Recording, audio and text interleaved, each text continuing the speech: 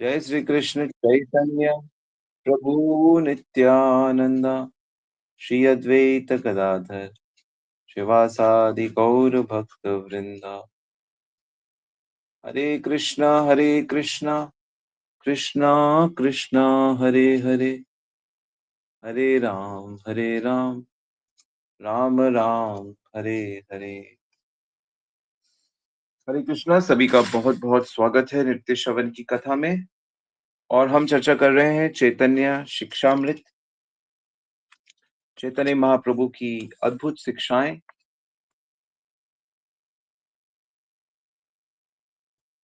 तो चैतन्य महाप्रभु की मूल शिक्षाएं देखिए, मैं पहले भी आपको कई बार बता चुका हूं। ये तीन भागों में विभाजित है। पहला है संबंध, दूसरा अभिधेय, तीसरा प्रयोजन। पहला क्या है? संबंध, दूसरा अभिधेय और तीसरा है प्रयोजन। संबंध में संबंध में हमें 7 चीजों का ज्ञान जरूरी होता है। कितनी चीजों का ज्ञान? 7 चीजों का ज्ञान।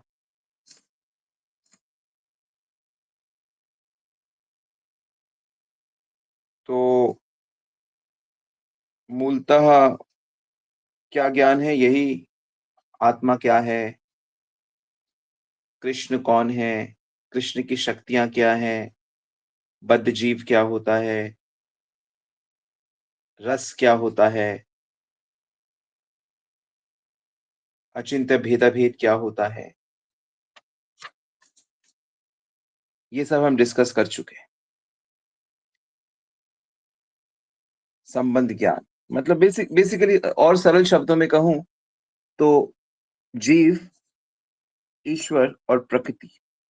जीव, ईश्वर, प्रकृति। जीव यानी कि हम आत्माएं, प्रकृति यानी ये जो मटेरियल वर्ल्ड, और ईश्वर यानी कि कृष्ण।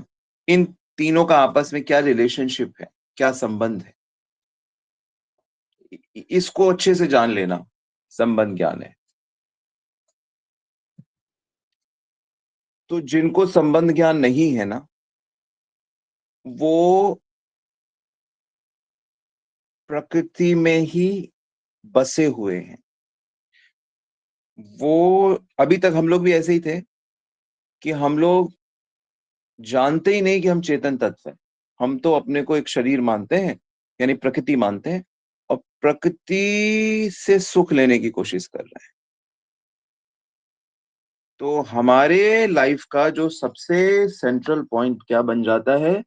शादी, विवाह। हर जो भी इंसान वगैरह है, उनके जीवन का जो सबसे मेन सेंटर बनता है, वो अपोजिट सेक्स बनता है।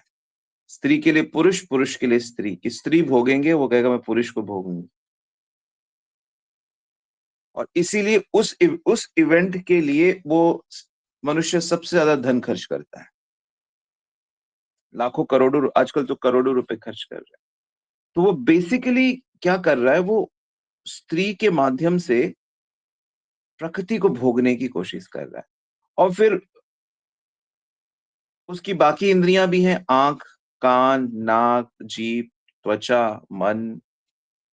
बेसिकली जिनको संबंध ज्ञान नहीं है, वो सब लोग प्रकृति से आनंद लेना चाहते हैं। इसमें गलत नहीं है कुछ। ऐसे आप ना समझो कि अरे तो ये चोरी कर रहा है, ये किसी स्त्री को उठा के ले गया, उसके साथ गलत काम कर रहा है, झूठ बोल रहा है। नहीं, इसमें गलत क्या है? वो तो आनंद लेने की कोशिश कर रहा है। अब उसको जब आनंद मिल नहीं रहा है, तो जैसे मर्जी ले ले वो।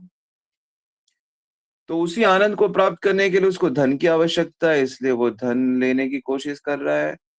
वो गलत तरीके से धन कमा रहा है, वो झूठ बोल के धन कमा रहा है, वो घूस लेके धन कमा रहा है, वो ज्यादा महंगा करके धन कमा रहा है। तो गलत कोई भी नहीं है। चोर हो चाहे डकैत हो, चाहे अभी जैसे इतनी गंदी घटना घटी, हत्या हुई कश्मीर में, तो वो किस लिए किया? जिसने भी किया किस लिए किया? धन के लिए तो किया, कि भाई इतना धन देंगे, जाके ये खून खराबा करो। क्यों भाई, धन के लिए इतना गंदा काम कर दिया तुमने, कैसे? और धन से हम परिवार के साथ सुख लेंगे, अपनी पत्नी को सुखी करेंगे। तो मूल लक्ष्य सभी का, सभी का भौतिक जगत में प्रकृति से आनंद लेना है। आप इस देश के नेता हो, चाहे उस देश के नेता हो, कि किसी भी देश के नेता हो या प्रजा हो या जो मर्जी हो, कुल मिला के एक ही चीज है कि हमें प्रकृति से आनंद लेना है। तो इसका मतलब है कि आपको संबंध ज्ञान नहीं, क्योंकि जैसे ही आपको संबंध ज्ञान हो जाएगा, तो आपको पता लग जाएगा कि वास्तविक जो जो आनंद जिसको मिलने के बाद हम तृप्त हो जाएंगे, वो तो परम चेतन, हम छोटे चेतन, और वो परम चेतन श्री कृष्ण भगवान, उनके साथ संबंध स्थापित हो जाना, प्रेम स्थापित हो जाना। तो संबंध ज्ञान होने पे हम भगवत प्राप्ति की कोशिश करेंगे, और वो कोशिश को ही अभिधेय कहते हैं। वो वास्तविक कोशिश भगवत प्राप्ति के लिए, भाई कुछ तो करोगे। हाँ जी, कुछ करेंगे, क्या करेंगे? तो वो उसको अभिधेय कहते हैं, और वो 64 अंग हैं जो हम इतने दिनों से डिस्कस कर रहे थे। अब जब हम उसको अच्छे से करेंगे, उस 64 अंग का को ठीक से करेंगे, तो उससे हमारा जो मन बुद्धि है वो शुद्ध हो जाएगी, और जो हमारी, हम जो आत्मा है, वो आत्मा एक्टिव हो जाएगी इस शरीर में ही। तो वो आत्मा जैस तड़पने लगेगी अपनी अवस्था को प्राप्त करने के लिए, तो भगवान फिर उसको उसके से हाथ मिला लेंगे।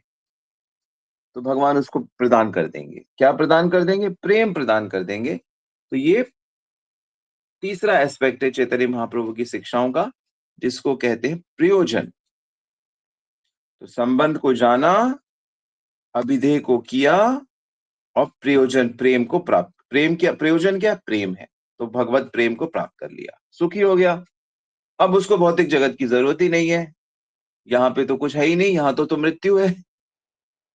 यहाँ तो मृत्यु है, यहाँ तो पिताजी की मृत्यु है, संतान की मृत्यु है, सबकी मृत्यु है, अपनी भी मृत्यु है। तो मृत्यु के संसार में नहीं रहता है, मृत्यु लोक में नहीं रहता है, गोलोक में रहता है, आध्यात्मिक जगत में राधा कृष्ण के साथ रहता है। यद्गत्वा न निवर्तन्ते तद्धामम परमम मम। मेरे धाम में एक बार आ जाता है, फिर वापस नहीं जाता, भगवान कहते हैं। कुंठा नहीं है वहां, कोई कष्ट नहीं है किसी प्रकार का भी। कल्पना करना मुश्किल है। इतना सुख बताया गया है शास्त्रों में कि नॉर्मल आदमी कहता है अच्छा है, अच्छा है, अच्छी कल्पना है, अच्छी इमेजिनेशन है, अच्छा है। पर हमको तो दिखता नहीं कि कहीं हम तो अरे भाई, उसका डिस्टेंस भी तो बता रहे हैं। भौतिक जगत के पार है ना आध्यात्मिक जगत, तुम तो भौतिक जगत का आर पार ही नहीं लगा सकते। भौतिक जगत का आर पार हमारे बड़े बड़े वैज्ञानिक नहीं ढूंढ पा रहे। तो वेद बताता है अभी वो कैसे जाना है उधर पे। चलो वहां जाने की तो बात छोड़ दो, भगवान को बुला तो लो कम से कम। यहीं पे इतने परिपक्व बन जाओ कि भगवान का साक्षात्कार कर लो फिर। तो ये जो 64 अंग हमने डिस्कस किए, इसमें जो 9 अंग है ना, वो बड़े महत्वपूर्ण है, जिसको नवदा भक्ति कहते हैं। वो बेसिकली श्रवण, कीर्तन, स्मरण, अर्चन, वंदन, दास्यम, साख्यम, आत्मनिवेदन, ये बड़े इंपॉर्टेंट हैं। और इसमें जो पहले 10 पॉइंट मैंने आपको बताए थे, आप लोग जरा ओपन करो, डायरी में 64 पॉइंट्स लिखे ना सबने। किसने नहीं लिखे 64 पॉइंट्स? हम्म? कोई है ऐसा जिसने नहीं लिखे?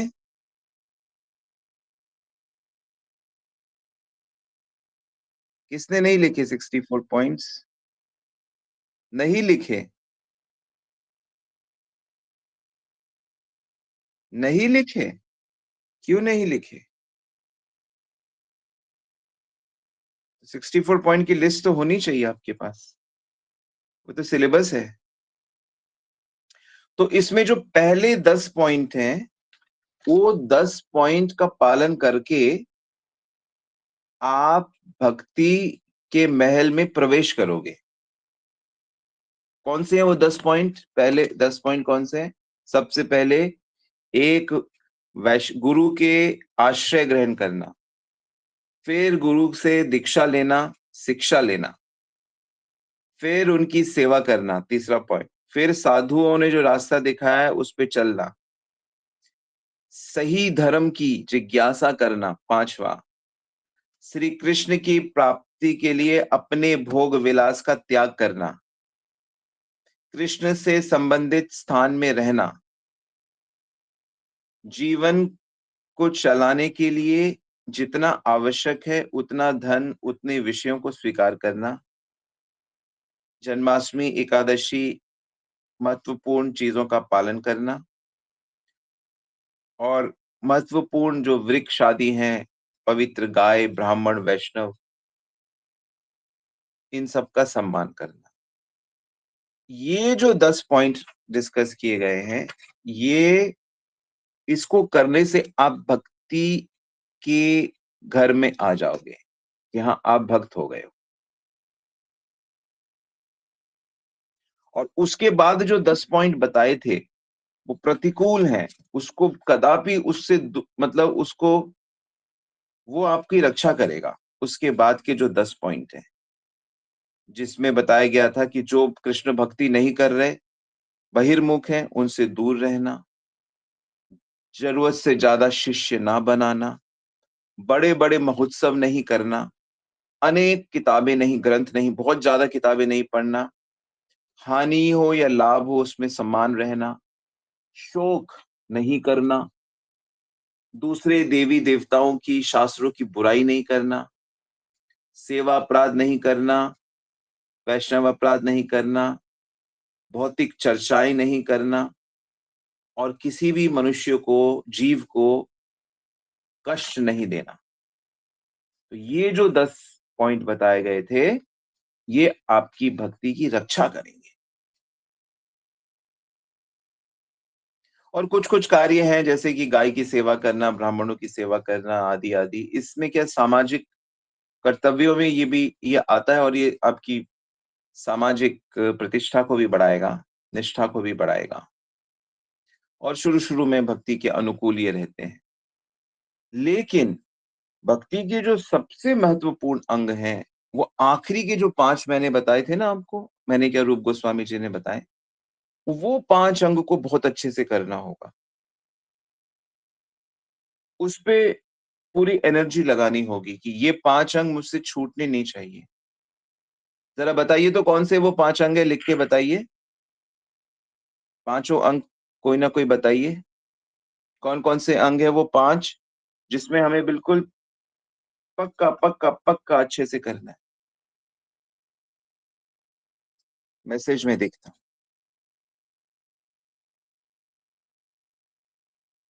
ओके, एक आ गया, विग्रह सेवा। Very good. विग्रह सेवा यानी श्रद्धा से विग्रह सेवा। एक एक पॉइंट है उसमें, एक साथ, श्रद्धा से विग्रह सेवा, बिना अपराध के नाम कीर्तन, भागवत का आस्वादन, सजाती भक्तों का संग, और निष्ठा से धाम में वास करना। ठीक है, सब में एक एक पॉइंट है। बिना अपराध के नाम जप कीर्तन, सजातीय भक्तों का संग, निष्ठा से धाम में वास, श्रद्धा से विग्रह की सेवा, और भागवत के अर्थ का आस्वादन। केवल पढ़ना नहीं, उसके मीनिंग को रिलिश करना है। तो ये जो 5 चीजें हैं, इनको हमें बहुत अच्छे से करना होगा। ठीक है, नोट कर लिया सबने 5 चीजें? कि भक्तों का संग नहीं, सजातीय भक्तों का संग। अपने, जैसे मैंने इसको एक्सप्लेन किया था, तो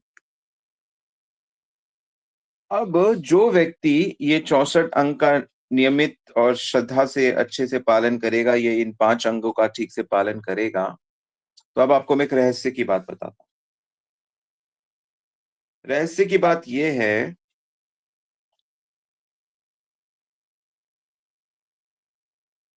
रहस्य की बात ये है कि जो भी व्यक्ति, एक सेकंड,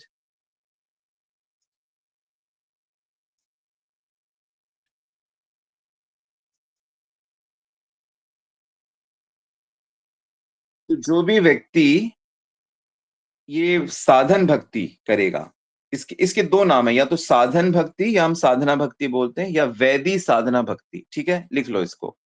वैदी साधना भक्ति कहते हैं 64 अंगों को, या साधना भक्ति सिंपल। और ये हमेशा गुरु के अंडर में की जाती है।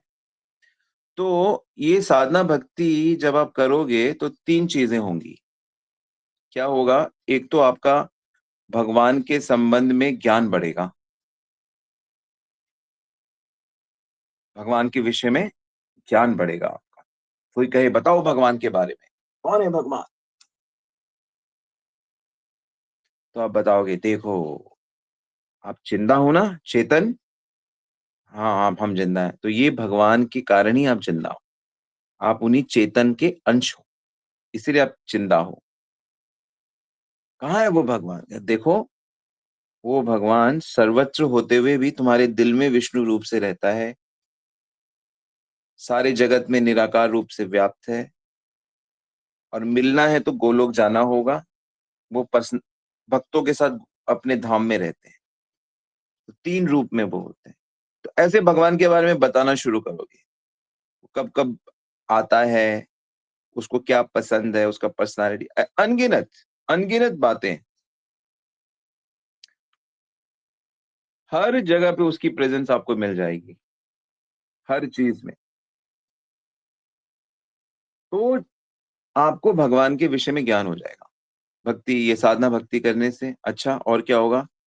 ज्ञान होगा, और आपकी भक्ति बढ़ेगी।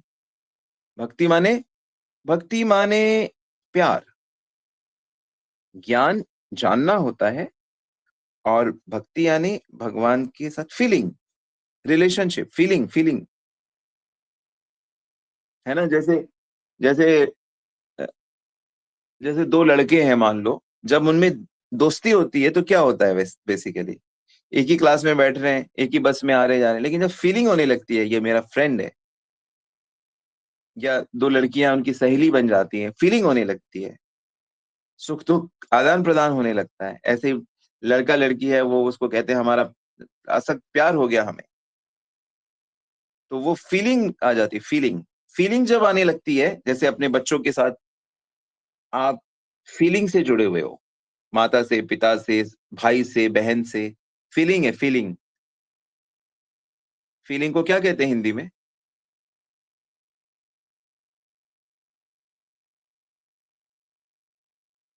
फीलिंग मतलब महसूस हो, एक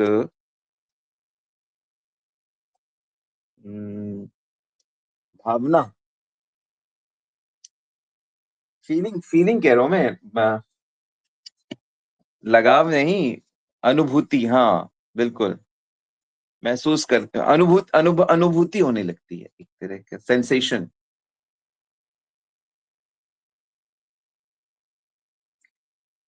तो जब फीलिंग होने लगती है भगवान के साथ, तो वो भक्ति है। तो साधन भक्ति करने से आपको भगवान के विषय में ज्ञान बढ़ेगा, और भगवान के साथ फीलिंग शुरू हो जाएगा आपका। और तीसरा क्या होगा, कि जिन चीजों का भगवान से कनेक्शन नहीं है, यानी सांसारिक विषयों से वैराग्य होने लगे, सांसारिक चीजें अच्छी नहीं लगेंगी, सांसारिक बातें काटने को खाएंगी, सांसारिक लोग मतलब जो ईश्वर से दूरी रखते हैं, सांसारिक वार्ता, विषय, वो शरीर कष्ट, मन कष्ट होने लगेगा उसमें बड़ा। तो अगर ऐसा नहीं हो रहा है, मान लो ऐसा नहीं हो रहा, सांसारिक चीजों से वैराग्य नहीं हो रहा, भगवान के साथ फीलिंग नहीं हो रही, और भगवान के विषय में ज्ञान नहीं बढ़ रहा, इसका मतलब आप साधन भक्ति ठीक से नहीं कर रहे हो, कहीं पे कुछ गड़बड़ हो रहा है।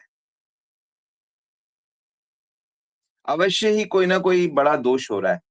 शास्त्र में कहा भी गया है, भागवत में एक श्लोक नोट कर लो, 11:2:42, 11:2:42 भागवत पुराण। भक्ति परेशानुभवो विरक्तिरन्यत्र जैशाम त्रि एक काला प्रपद्मानस्य यथा शनतः स्त्वा तुष्टि पुष्टि क्षुद पायोनुधासम। क्या मतलब है इसका? कि जब भी भगवान की साधना ठीक से की जाएगी, तो एक ही साथ मनुष्य की भक्ति बढ़ेगी, उसको भगवान का अनुभव होगा और बाकी विषयों से वैराग्य होगा। ठीक वैसे ही जैसे जब हमें भूख लगती है और हम भोजन खाते हैं, तो हमें शरीर में हमें ताकत मिलती है, हमें आनंद होता है और हमारा कष्ट, भूख का जो कष्ट है वो दूर हो जाता है ना? एक साथ तीनों काम होते हैं कि नहीं होते? भूख से जो पीड़ा हो रही है, जब हम खाते हैं तो वो पीड़ा कम होने लगती है, और जब हम उसे खाते हैं तो हमें हमें स्वाद मिलता है ना? और स्वाद तो मिलता ही है खाने का, और हमें ताकत भी आती है। तो तुष्टि भी होती है, पुष्टि भी होती है और क्षुधपाय भी होता है, भूख से निवारण भी हो जाता है। तो ठीक इसी प्रकार जब हम ठीक से भगवान की भक्ति करते हैं, तो हमारी भक्त ज्ञान बढ़ता है, भक्ति बढ़ती है, भगवान का अनुभव होता है और सांसारिक विषयों से वैराग्य होता है।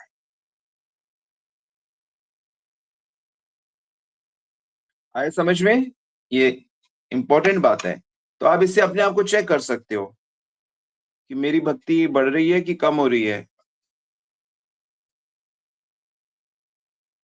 तो अगर ठीक से साधु संग नहीं करेंगे, अभी मैंने नोट किया है कि हमारे ग्रुप में बहुत सारे लोग हैं, अराउंड, अभी मैंने लिस्ट बनवाई है भक्तों से, कानपुर से भी लिस्ट बनवाई और दिल्ली में और दूसरे दूसरे जगह की लिस्ट बनवानी है, बाकी शहरों की भी। तो मैंने ये नोट किया कि लोग तो बहुत जुड़े हुए हैं, 500 700 1000 लोग जुड़े हैं, लेकिन क्लास में तो मुश्किल से 70 80 लोग आते हैं, तो सुनते नहीं है। तो और सुनने वाले भी जो महापुरुष हैं, वो भी कभी आते हैं कभी नहीं आते। हाँ, कभी आते हैं कभी नहीं आते। इतने महापुरुष बन गए हैं सब, तो कैसे होगा जब चीजें और सुनने भी आ रहे हैं तो लिख नहीं रहे उसको। तो सुनना भी है, अब ये ना सोचो कि अरे प्रभु जी तो देख नहीं रहे हमको। तो मैं जब आपसे मिलूंगा तो तब देखूंगा ना आपकी डायरी। अभी हरिद्वार में जो जो लोग आ रहे हैं सब अपनी डायरियां लेकर आएंगे। हरिद्वार में साधना कैंप है, और जो भी समय निकाल सके, मेरे ख्याल से तो निकालना चाहिए, 4 5 दिन या 4 दिन तो आना चाहिए, उसमें साधना कैंप को अटेंड करना चाहिए और भक्ति के चीजों को और अच्छे से जानना चाहिए। तो ठीक से सुनते नहीं है, ठीक से लिखते नहीं है, चीजें जानेंगे नहीं तो कैसे वो भक्ति कर पाएंगे? क्योंकि भक्ति का तो सबसे महत्वपूर्ण अंग, जो 9 अंग है, श्रवण, कीर्तन, स्मरण, अर्च। तो जब श्रवण ही नहीं हो रहा, जो श्रवण पहला जो अंग है वही नहीं हो रहा, तो कीर्तन कैसे ठीक से होगा? जब कैसे होगा आपका? ठीक से होगा ही नहीं, उसमें प्रेरणा मिलेगी नहीं, प्रेरणा नहीं मिलेगी, मुश्किल है। श्रवण और कीर्तन, जब श्रवण होगा, कीर्तन होगा और तब भगवान की याद बनी रहेगी हमेशा। ये तो भूल जाओगे, इंडिया पाकिस्तान की ही याद आती रहेगी, हीरो हीरोइन की, प्लेयर्स की, पैसे की, दुश्मन की याद आती रहेगी, भगवान की याद नहीं आएगी। उनमें ना दुश्मन में भगवान देख पाओगे, ना किसी और चीज में भगवान देख पाओगे। तो मैं प्रार्थना करता हूँ कि प्लीज ये नियम को में पक्के हो जाइए सब लोग। ठीक है, एकदम पक्के हो जाइए। महीने में अगर मिस भी होता है तो 3 दिन से ज्यादा मिस नहीं होना चाहिए। महीने में 30 डेज होते हैं, तो 3 दिन से ज्यादा मिस नहीं। 3 दिन भी 10% होता है, 10%। 3 दिन से ज्यादा अगर मिस करोगे तो फाइन लगाऊंगा मैं आप पे। तो प्लीज आप इसको सिंसियरली फॉलो करिए।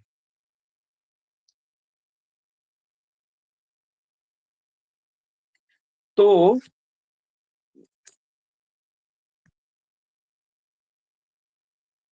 साधना करते हुए साधना करते हुए भागवत से हमें पता लगता है कि कुछ कुछ भक्तों ने एक ही अंग की साधना बहुत अच्छे से करी है। तो हर जो 9 अंग हैं, वो 9 अंग के एक एक आचार्य हैं। ठीक है, मैं आपको उनके नाम आज बताता हूँ, फिर डिस्कशन आगे करेंगे। जैसे कि श्रवण है, श्रवण सुनना चाहिए भगवान के बारे में। तो श्रवण के आचार्य कौन है, किसी को पता है? श्रवण के आचार्य कौन है? कीर्तन के आचार्य कौन है? स्मरण के आचार्य कौन है? पाद सेवन के आचार्य कौन है? अर्चन के आचार्य कौन है? वंदन प्रार्थना करने के आचार्य कौन है? दास्य के आचार्य कौन है? साक्ष्य के आचार्य कौन है? आत्म निवेदन के आचार्य, ये नवदा भक्ति है। तो श्रवण के आचार्य कौन है? श्रवण के आचार्य कौन है? यस। सो श्रवण के आचार्य हैं परीक्षित महाराज। श्रवण के आचार्य नाम लिख, अभी बस लिख लो, श्रवण यानी कि सुनना, परीक्षित महाराज। कीर्तन के आचार्य सुखदेव गोस्वामी। स्मरण के आचार्य हैं प्रहलाद महाराज, हमारे प्रिय प्रहलाद। भगवान की सेवा के आचार्य कौन है? माता लक्ष्मी। पाद सेवन है, भगवान की चरण दबा रही है। बड़ा सुंदर लगता है वो फोटो, विष्णु जी लेटे हैं और माता उनकी चरण दबा रही है, हमारी माता। अर्चन भगवान की आरती। पृथु महाराज राजा होके भी भगवान की आरती करते थे, अर्चन करते थे। बताइए कितना सुंदर आचार्य हैं वो पृथु महाराज। भगवान से कैसे प्रार्थना करनी है, अक्रूर महाराज जो कृष्ण बलराम को लेने गए थे ना वृंदावन, अक्रूर महाराज, उनकी सारी प्रार्थनाएं भागवत में है। दास्य सेवक कैसे बना जाता है, उसके आचार्य हैं हनुमान जी। मित्र कैसे होते हैं भगवान के, उसके आचार्य हैं अर्जुन।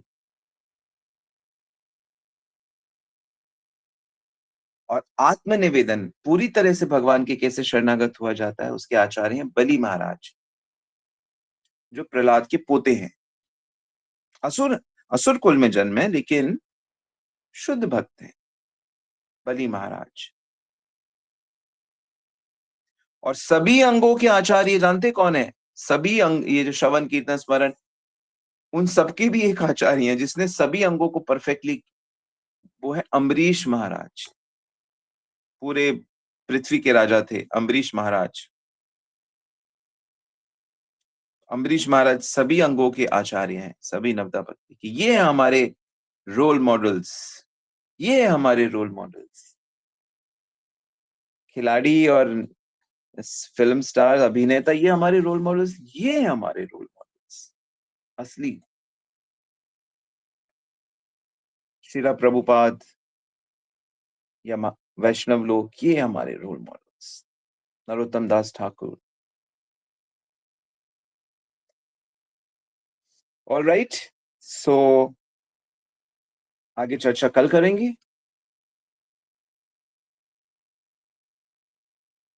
आशा कर रहा हूँ आपको बड़े इंपॉर्टेंट पॉइंट्स मिल रहे हैं और आप लोग लिख रहे हो।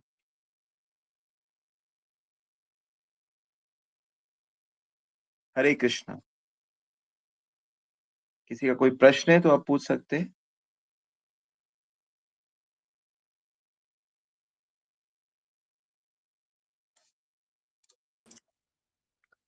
हरे कृष्ण प्रभु जी, दंडवत प्रणाम। हरि बोल। प्रभु जी, आपने आखिरी लेक्चर में बताया कि जो हमारी फीलिंग होगी भगवान से, रिलेशनशिप वो बढ़ेगा, तो हमें कुछ Yes. फीलिंग होगी भगवान के लिए। तो इसमें वैसे की क्वेश्चन था कि फीलिंग में और मेंटल स्पेकुलेशन कई बार ऐसे भी होता है कि मेरा मन सोच रहा है ऐसा, तो हम कैसे इसको सोच लाइक डिफरेंट कर सकते हैं तो कि मन मेंटल सोच रहा है स्पेकुलेशन। तो हल्का फुल्का फीलिंग शुरू हुआ है, आप भगवान के बारे में सोच रहे हो। अभी हम फीलिंग होता नहीं है इसलिए हम जबरदस्ती सोचते हैं, इसी को तो साधना कहते हैं। पर धीरे धीरे बैठे बैठे मन चला जाएगा। जैसे मान लो आपके साथ कुछ, आप जैसा चाहते थे वैसा हो गया, तो आप कहोगे अरे कृष्णा तुमने ऐसा कर दिया मेरे लिए, आप मेरे बारे में ऐसा सोच रहे हो।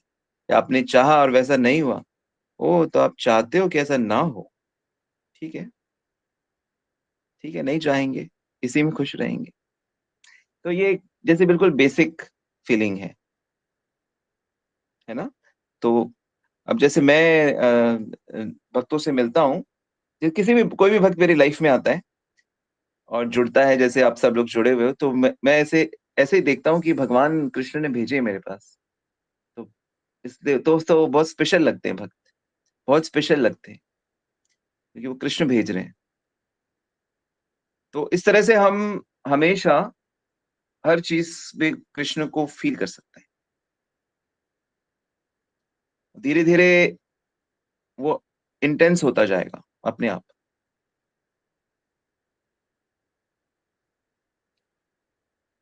ओके। मुझे फिर मेंटल स्पेकुलेशन क्या है जो श्रीला प्रभुपाद जी मेंशन करते हैं? मेंटल स्पेकुलेशन जो वो कहा गया है, वो अ, बिना शास्त्रीय उसके कुछ भी चीज गेस कर लेना, मान लेना, जिसका कोई आधार नहीं है। मेंटल स्पेकुलेशन पॉजिटिव सेंस में नहीं है प्रभुपाद ने जहां इसे यूज किया है। लाइक विदाउट अथॉरिटी, मतलब जो खुद से ही कर रहे हैं। या खुद ही ईश्वर के बारे में कोई भी प्रोपोगंडा कर देना या कोई भी अपनी राय बना लेना, कि ऐसा थोड़ी हम्म, होता है कि वो अगरबत्ती दिखानी होगी या माला लेके जप करने से थोड़ी भगवान मिलते हैं। जैसे ये सब मेंटल स्पेकुलेशन है। हम्म, अपना जितने भी मॉडर्न सो कॉल्ड दार्शनिक हैं, वो तो सारे मेंटल स्पेकुलेटरी तो हैं।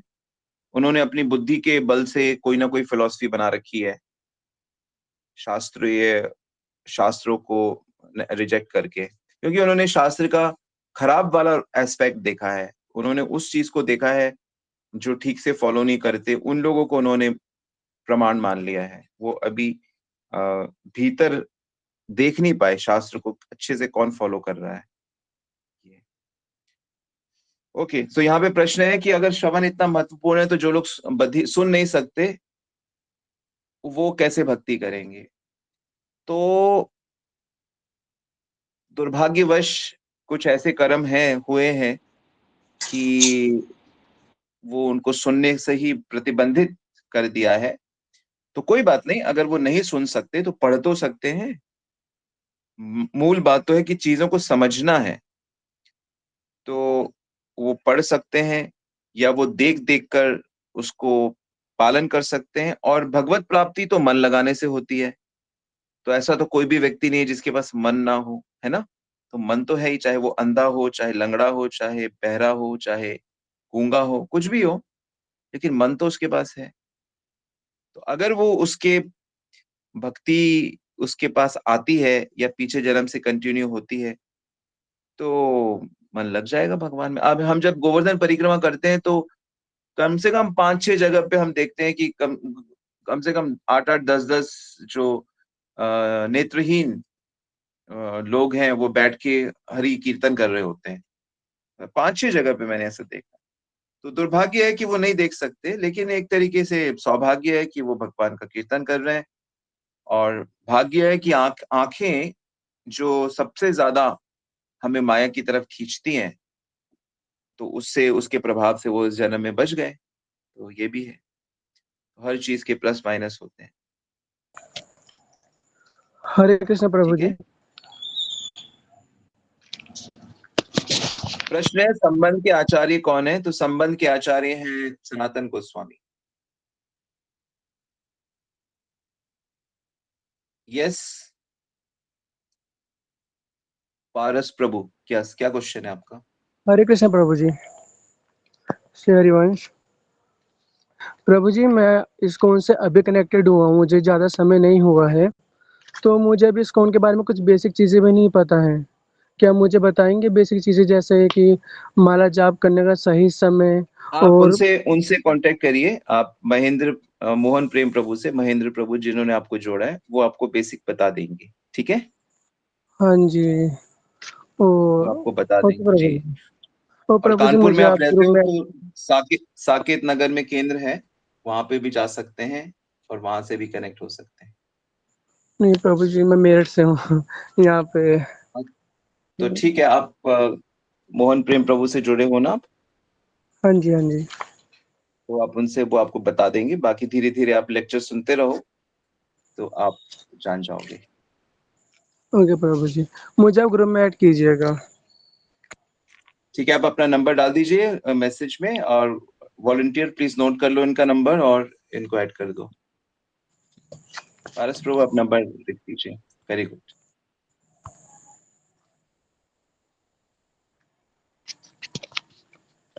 ऑलराइट, तो हम लोग आज यहीं रुकते हैं। ये इनका नंबर आ जाए तो प्लीज आप, या कल दे दीजिए, कोई दिक्कत नहीं है, या आज दे दीजिए। Alright, thank you very much. Srila Prabhupada की जय, श्री गुरु महाराज की जय। सेवा अवतार प्रभु, प्लीज इसको नोट कर लें, या गोपीनाथ प्रिया।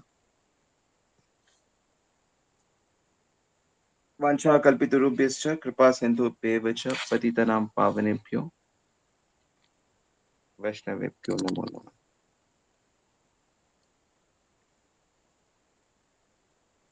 श्रील प्रभुपाद की जय, गुरु महाराज की जय, गौर प्रेमानंदी।